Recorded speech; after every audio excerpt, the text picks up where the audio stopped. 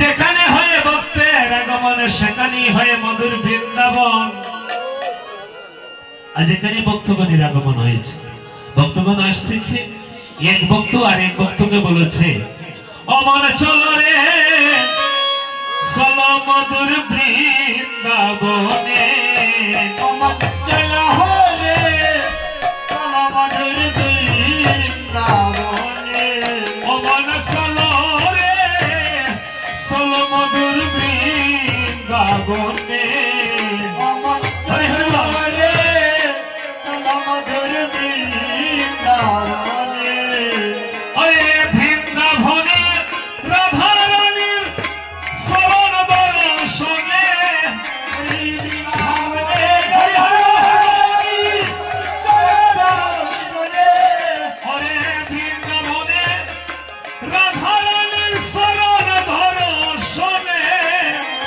বৃন্দাবনে রাধা রানীর চরণ দর্শনে, অমন চলো রে চলো মধুর বৃন্দাবনে, অমন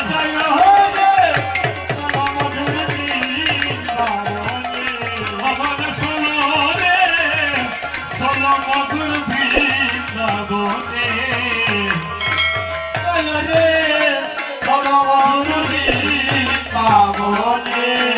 আর বৃন্দাবনের তরুলতা বলে কৃষ্ণ কথা, আরে বৃন্দাবনের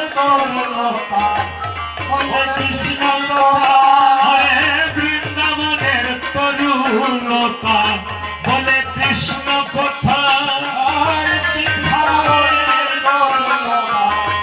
বলে কৃষ্ণ কথা, আরে মানব হয়ে তোমার ঘরে রইলে অচেতন, ওরে মানব হয়ে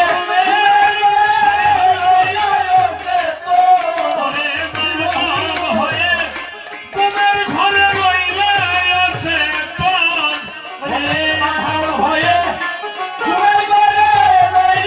অচেতন, অমন চলো রে চলো মধুর বৃন্দাবনে,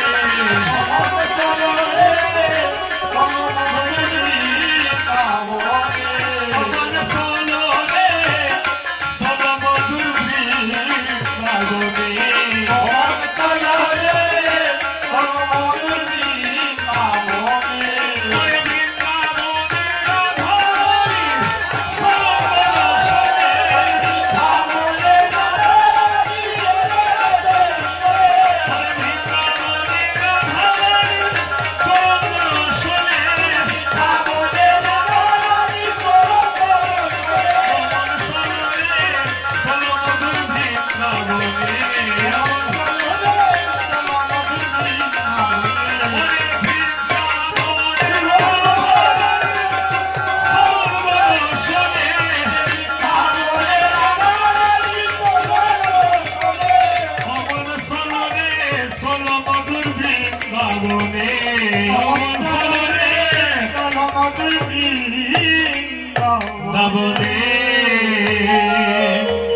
রানীর চরণ এই দেখেন আমরা সবাই চলে আসছি কোথায়?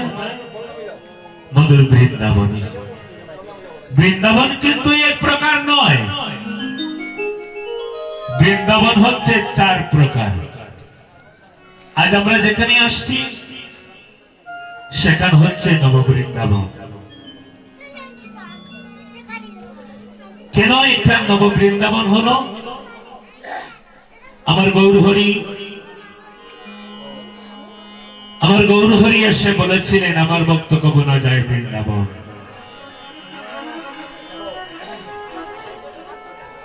গৌরের ভক্ত কবু না যায় বৃন্দাবন,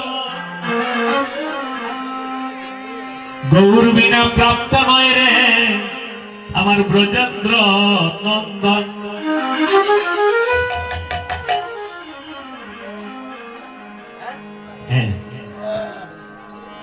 যদি আমার গৌরহরি না আসতেন তাহলে আমরা এই সুযোগ পেতাম না, আমরা বৃন্দাবনে যেতেও পারতাম না, বৃন্দাবনে এই রাধা গোবিন্দের মিলন দর্শন করা আমাদের দ্বারা হতো না। তাই আমার গৌর হরি বলেছেন, যেখানে ভক্তির আগমন সেখানে হয়ে মধুর বৃন্দাবন, যেখানে ভক্ত নাই সেখানে ভগবান নাই। তাই আমার নিত্যানন্দ প্রভু মহাপ্রভুকে লক্ষ্য করে বলেছিলেন, ওরে নিমাই, তুই বিহনে তোর বৃন্দাবন অরণ্য হয়ে আছে।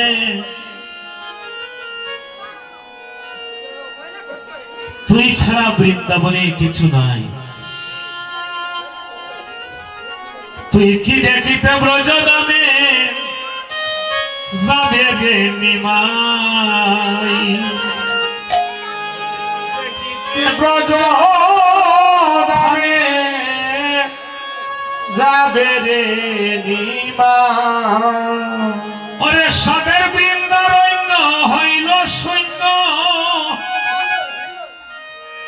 আর তো ব্রজের সেই সুবানাই। কি দেখিতে ব্রজধামে যাবে রে নিমাই? তুই কি দেখিতে ব্রজধামে যাবে রে নিমাই? কি দেখিতে ব্রজধামে যাবে রে নিমাই? তুই কি দেখিতে ব্রজধামে যাবে রে নিমাই? হে নিমাই, তুই বিহনে তোর বৃন্দারণ্য একেবারে শূন্য হয়ে পড়ে আছে। বৃন্দাবনে তুই নাই, বৃন্দাবনের শোকাশোকে কেউ নাই। ব্রজে নাই ভাই রাই চন্দ্রমুখী, আর নাই ললিতাবি শোকাশোকী। ওয়নে ব্রজে নাই ভাই রাই চন্দ্রমুখী, আর নাই ললিতাবি শোকাশোকী। আর তো তোমার ডালে বসে ফাঁকি, ফাঁকা তুলে নাচে না ভাই। ওই তোমার দলে বসে থাকি, পাকা তোলে নাচে না ভাই। তুই কি দেখিতে ব্রজধামে যাবে রে নিমাই? তুই কি দেখিতে ব্রজধামে যাবে রে নিমাই? ওরে নিমাই সাদের কদম তোমার বন হইয়াছে, কত বৃজন দয়াস রয়ে নিয়াছে। ও সাদের কদম তলা আজীবন হইয়াছে, কত পূজঙ্গয়া আশ্রয় নিয়াছে। ওরে নিমাই সাদের কদম তোমার বন হইয়াছে, কত কাল বুজঙ্গ আশ্রয় নিয়াছে। ও সাদের কদম তলায়া আজীবন হইয়াছে, কত পূজঙ্গয়া আশ্রয় নিয়াছে। ও ভাই তোর সখা সকল কেওয়ার বাসে নাই রে, আর নাই কবলি ধবলি গাই। কত সকা সকলকে পাশে নাই ভাই, আর নাই কবলি কবলি গাই। ওরে কি দেখিতে ব্রজধামে যাবে রে নিমাই? তুই কি দেখিতে ব্রজধামে যাবে রে নিমাই?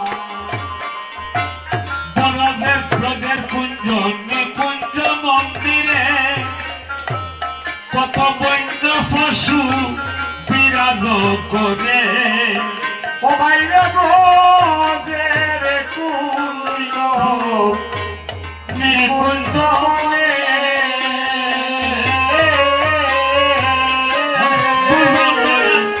কত বন্য প্রাণী বিরাজ করে ও বাইরে ব্রজের কুঞ্জ নিকুঞ্জ মন্দিরে কত বন্য পশু বিরাজ করে ও ভাইরে ব্রজের কুঞ্জ নিকুঞ্জ বনে কত বন্য পশু বিরাজ করে বাইথর তামার গালে বসে ফাঁকি ফাঁকা তুলে নাচে না ভাই ওরে তোমার দলে বসে পাখি বাইরে পাখা তুলে তুলে তুলে আসে না ভাই তুই কি দেখিতে ব্রজধামে যাবে রে নিমাই তুই কি দেখিতে ব্রজধামে যাবে রে নিমাই। তুই কি দেখিতে ব্রজধামে যাবে রে নিমাই তুই কি দেখিতে ব্রজধামে যাবে রে নিমাই। অদিন শরৎ বলে গৌর হরি আমি তোমার খেলা বুঝতে নারি কদিন সরতে বলে গৌর হরি নিদ্রা করে ছেড়ে দেন। এই নিদ্রাকে সরিয়ে দেন। আমি তোমার খেলা বুঝিতে নারি অদিন শরৎ বলে গৌর হরি আমি তোমার খেলা বুঝতে নারি কদিন সরতে বলে গৌর হরি তোমার আমি তোমার খেলা বুঝতে না পারি অজেন ব্রজে গিয়ায় আমি তোমায় হেরি শ্রীচরণে ওই বিকাশাই যেন ব্রজে গিয়ে তোমায় হেরি শ্রীচরণে বিকাশাই ও বাইরে যেন ব্রজে গিয়া তোমায় হেরি আমি শ্রীচরণে ওই বিকাশাই যেন ব্রজে গিয়ে তোমায় হেরি শ্রীচরণে বিকাশাই। হরে কি দেখিতে ব্রজধামে যাবে রে নিমাই তুই কি দেখিতে অসাতের বৃন্দারণ্য হইল সুন্দর আত্মব্রজের সেই সুবানাই ওরে বৃন্দাবন হইল শূন্য, আন্তর্ব্রজের সেই সুবানাই। হরে বৃন্দারণ্য হইল শূন্য বাইরে আত্মব্রজের সেই সুবানাই মধুর বৃন্দাবন আজ হইল শূন্য, আত্মব্রজের সেই সুবানাই কি দেখিতে ব্রজধামে যাবে রে নিমাই ব্রজধামে যাবে রে নিমাই। যাবে রে নিমাই জয় রাধে শুধু ভক্তগণ জয় রাধে শুধু মন্ডলী আজকে যারা এখানে উপস্থিত হয়েছে আমি শুধু আপনাদেরকে দর্শন করার জন্য এসেছি। কেন এসেছি? আমার কিন্তু আসার কথা ছিল না। আমি আপনারা দেখেছেন আমার নয় গোবিন্দের দান তাকে আমি পাঠিয়েছিলাম, কিন্তু আমার মনে বড় ছটফট করেছিল আমার ভক্তদের জন্য। হরে কৃষ্ণ। আমার মহাপ্রভু বলেছিলেন, যেজন গৌরাঙ্গ বোঝে সেজন আমার প্রাণ রে। হরে কৃষ্ণ। এখানে প্রাণের মানুষ আছে বলে আমি এখানে চলে আসছি, শুধু আপনাদেরকে দর্শন করার জন্য। অনেক দূর থেকে এসেছি। আমি আসার কিন্তু কথা ছিল না, কিন্তু আমার মনটার মধ্যে চটপট চটপট করেছে। এখানে মহাপ্রভু অশেষ কৃপায় এই গ্রামে এইবারে মনে হয় কয়েক বছর ধরে যাবত এসেছি। আমি এসেছি 7 বছর হয়েছে এখানে এসেছি, কিন্তু এই 7 বছরের মধ্যে এই গ্রামে এসে কীর্তন করে আপনাদেরকে দর্শন করে কিন্তু আমার মনে বড় আনন্দ হচ্ছে। আমার জন্মকে আমি ধন্য মনে করেছি, কিন্তু আমার মনে কিন্তু কষ্ট হয়েছে। আমি 7 বছর যেখানে কীর্তন করেছি, আমি যেদিন চলে যাব সেদিন বুঝতে পারবেন। আমি 7 বছর যেখানে কীর্তন করেছি, যেখানে 10 বছর কীর্তন করেছি, যেখানে 5 বছর কীর্তন করেছি, সেখানে জানি না মহাপ্রভু আমার মধ্যে কি দান করেছে। আমি এই বছরে 48তম বার্ষিকী উপলক্ষে একটা হরিনাম মহাযজ্ঞে 16 প্রহর কীর্তনে গিয়েছিলাম।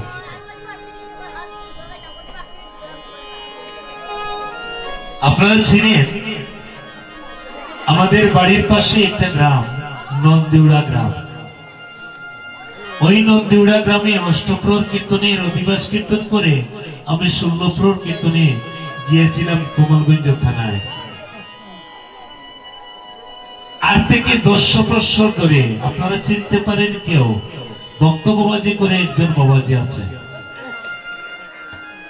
আমাকে অনেক বছর ধরে আহ্বান করেছে তার শ্রী অঙ্গনে হরিনাম মহাযজ্ঞের সময় অধিবাস কীর্তন করার জন্য, কিন্তু আমি যেতে পারি না।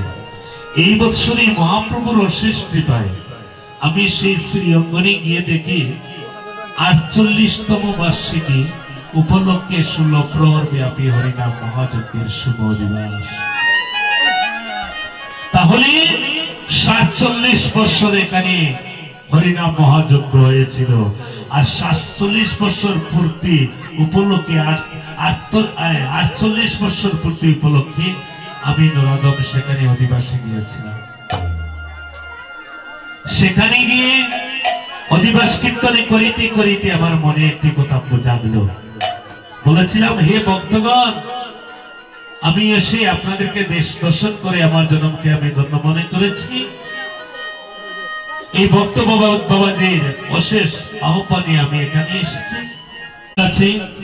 কারো পাকা ঘর আছে, কারো কাঁচা ঘর নিয়ে সবাই আমরা বাস করেছি, কিন্তু মহাপ্রভুর শ্রী অঙ্গনটাই এইভাবে পবিত্র কেন?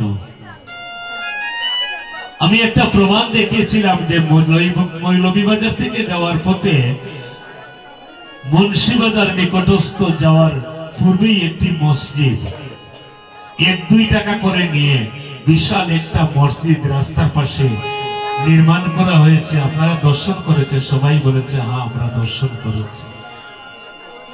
তাহলে এই 2-4 বছরের ভিতরে যদি একটা আল্লাহর ঘর পরম সুন্দর করে নির্মাণ হলো, তাহলে ভগবানের কি এখানে ঘর করার কারো আশা নেই? কোথায় যাবেন? ইন্ডিয়ায় যাবেন, ইন্ডিয়ায় বাদ নাই। সেটা আমার জন্মমাটি, জননী জন্মভূমিষ্ঠ স্বর্গাদপি গরিয়সী। সেটা আমার স্বর্গস্থান, সেটা আমার দেশ, সেটা আমার জন্মভূমি। এই দেশে আমরা থাকতে হবে, বাঁচতে হবে।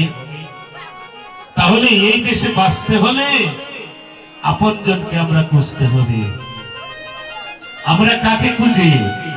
2 দিনের জন্য যাদেরকে নিয়ে আমরা গৃহবাস করেছি, 2 দিন পর কিন্তু চলে যেতে হবে। এই অঙ্গনে এসেও আমার মনে হয় যত বছর ধরে এখানে কীর্তনে চলে আসছি, এর মধ্য দিয়ে অনেক ভাগ্যবানকে হয়তো আমরা হারা হয়ে গিয়েছি। হারাইছি না? এই দেখেন একজন ভাগ্যবান আজ কিভাবে বসে আছে। আগামী বছরে সে এখানে বসে কি কীর্তন শ্রবণ করতে পারবে? কখনো না। আর না হয় গোবিন্দ যদি কৃপা করে তাহলে আগামী বছর নয় আরো 10 বছর উনি বাঁচতে পারেন। আর যদি ওনার সময়ে শেষ প্রান্তে চলে আসে কেউ রাখতে পারবো না। শুধু ভক্তগণ, আমরা একজন পর আরেকজন, আমরা সবাইকে ছেড়ে হারা হয়ে যাব। কেউ এই পৃথিবীতে থাকবো না, সবাই একদিন আমরা চলে যেতে হবে। সবার যেন মনে পড়ে যে আমার পরমাত্মীয় কে ছিল, তাদের সাথে আমাদের সম্পর্ক নাই। আমাদের পরমাত্মীয়ের সাথে আমরা আত্মার সম্পর্ক রাখতে হবে। পরমাত্মীয়কে আমরা ধরে রাখতে হবে। পরমাত্মীয় হচ্ছে আমার ঈশ্বর, পরমেশ্বর শ্রী ভগবান। কোথায় থাকে? ভগবান ভক্তের হৃদয়ে বাস করে। সবার জানতে হবে আমরা একজন আপনজন আছে যাকে ইহকালেও পাওয়া যায়, পরকালেও পাওয়া যায়। কৃষ্ণ প্রেমানন্দ। কিন্তু আমরা আপন আপনে বলে বাজেছে কাকে? যাদেরকে হারাইলে আর পাওয়া যায় না, তাকে আমরা আপনজন বলে মনে করি। আসলে এই জগতে কেউ কারো আপন নয়। আমাদের আপনজনকে আমরা হারা হয়ে আছি। আমরা আপনজনকে আমাদের আত্মীয় ভাবে আমাদের হৃদয়ে নিয়ে আসতে হবে। আপনারা কি জানেন, মনে করতে পারেন সুজল বাবু কি বলেছে? বিগত বছরে একটা মানুষকে আমি হারাই হয়েছি, আপনারা জানেন, নারায়ণ মন্দিরের নীলু বাবুকে। যে গ্রামে গিয়ে আমি কোন কীর্তনী স্থান পাই নাই, ওই গ্রামে মন্দিরে আমি দোতলা করেছি, আপনারা সবাই জানেন। কীর্তনীর বিশ্রামের কিছু নাই, সাতক থেকে সেখানে বিছনা আনা হয়েছে। কিন্তু এই গ্রামে 7 বছর কীর্তন করে আমার মনে সার্থক হলো না। এই মন্দিরটা যেইভাবে থাকার কথা ছিল না। সবার যেন মনে পড়ে। আপনারা দেখেন, এখানে যদি একটা মন্দির নির্মাণ হয় সেটা একটা নিত্য ধাম হয়ে যাবে। আর আমরা ব্রজমণ্ডলে গিয়ে ব্রজধাম দর্শন করতে হবে না, এখানেই ব্রজমণ্ডল হয়ে যাবে। তাই আমরা কি করতে হবে? আমরা আপনজনকে খুঁজতে হবে। আপনজন কোথায়? আপন দেহার মাঝে আসে রে মন গোলক বৃন্দাবন। দেহার মাঝে আসে রে মন গোলক বৃন্দাবন। ওরে আপন দেহার মাঝে আসে রে মন গোলক বৃন্দাবন। আপন দেহার মাঝে আসে রে মন গোলক বৃন্দাবন। তুই জানিয়ে দেখ তোর জ্ঞানের ভক্তি রাধা কৃষ্ণের যুগল মিলন। তুই জানিয়ে দেখ তোর জ্ঞানের ভক্তি রাধা কৃষ্ণের যুগল মিলন। তুই জানিয়ে দেখ রে তোর জ্ঞানের ভক্তি রাধা কৃষ্ণের যুগল মিলন।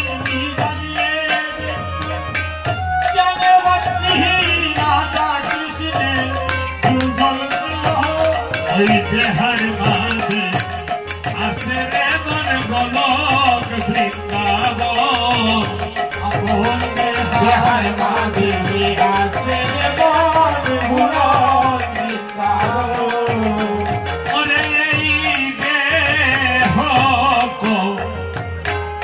করিয়া শুচি বৈষ্ণব হইলেন রুইদাস মোসে পাইয়া কৃষ্ণ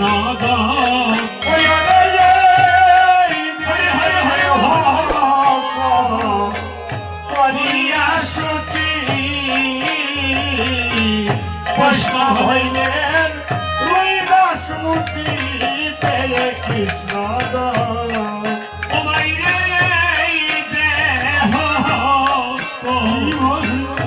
করিয়া শুচি